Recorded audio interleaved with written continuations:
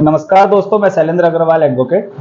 आइए आज चर्चा करते हैं कि लाइफ इम्प्रिजनमेंट आजीवन कारावास कितने वर्षों का होता है और लोगों के मन में ऐसी धारणा क्यों है कि ये 14 वर्ष का होता है। कुछ लोग कहते हैं ये 20 वर्ष का होता है।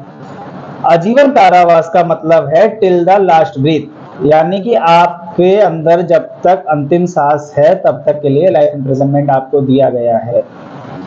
अब 14 वर्ष का ये कॉन्सेप्ट कहां से आया, तो इसके लिए हमको समझना पड़ेगा सीआरपीसी का सेक्शन 432, 433, 433 ए।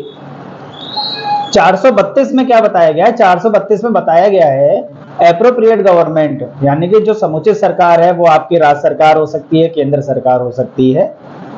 उनको पावर दी गई है कि किसी भी अपराध का वह सस्पेंशन कर सकते हैं, उसका पनिशमेंट का रेमिशन कर सकते हैं या फिर कम्यूट कर सकते हैं। सस्पेंशन क्या होता है? सस्पेंशन होता है कि किसी सजा को कुछ समय के लिए निलंबित कर देना। जैसे आपने पैरोल देखा होगा, फरलो देखा होगा, आपने सुना होगा कि पैरोल पे इस व्यक्ति को 1 महीने के लिए छोड़ा गया या 15 दिन के लिए छोड़ा गया है, उसके भाई बहन की शादी है, तो उसको कहते हैं सस्पेंशन। या किसी शर्त के अधीन उसको कुछ समय के लिए छोड़ा गया है तो वह आएगा सस्पेंशन की कैटेगरी में। अब आते हैं रेमिशन।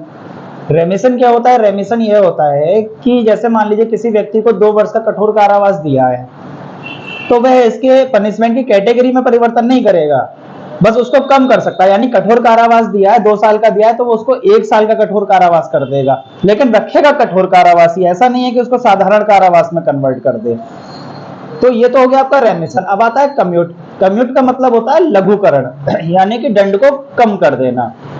तो 432 में बताया है कि समुचित सरकार को क्या क्या पावर है। अब हम आते हैं 433 में। 433 में बताया है कि गवर्नमेंट को पावर है कि वह मृत्यु दंड को आजीवन कारावास में कर दे, आजीवन कारावास को 14 वर्ष में कर दे, कठिन कारावास को सादा कारावास में कर दे, सादा कारावास को जुर्माने में कर दे। यानी कि उनको ये पावर है कि वह जो सजा है उनको कम्यूट कर सकते हैं, लघुकरण कर सकते हैं। अब आपने समझा होगा कि उनको पावर है कि वह आजीवन कारावास को 14 वर्ष में कर दें।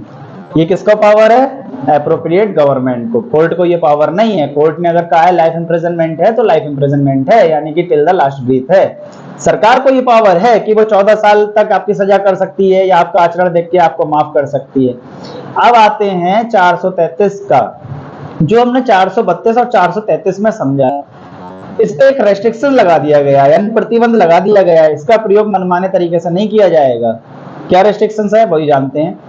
मान लीजिए किसी सेक्शन में आईपीसी में मृत्युदंड या आजीवन कारावास का सजा का प्रावधान है और कोर्ट ने आपको आजीवन कारावास दिया है, या फिर ऑलरेडी सरकार ने आपके मृत्युदंड को आजीवन कारावास में परिवर्तित कर दिया है, तो ऐसी कंडीशन में 433 का के अधीन यह रेस्ट्रिक्शन है कि सरकार 14 वर्ष से कम की सजा नहीं कर सकती। उस व्यक्ति को 14 वर्ष सजा काटनी ही होगी। तो 14 वर्ष का कॉन्सेप्ट यहां से आया। लोगों को यह लगा कि सजा जो है वह 14 वर्ष की होती है। 14 वर्ष की नहीं होती है, 14 वर्ष तो सरकार कर सकती है। लाइफ इम्प्रिजनमेंट होता है जो जज देता है वो टिल द लास्ट ब्रीथ ही होता है।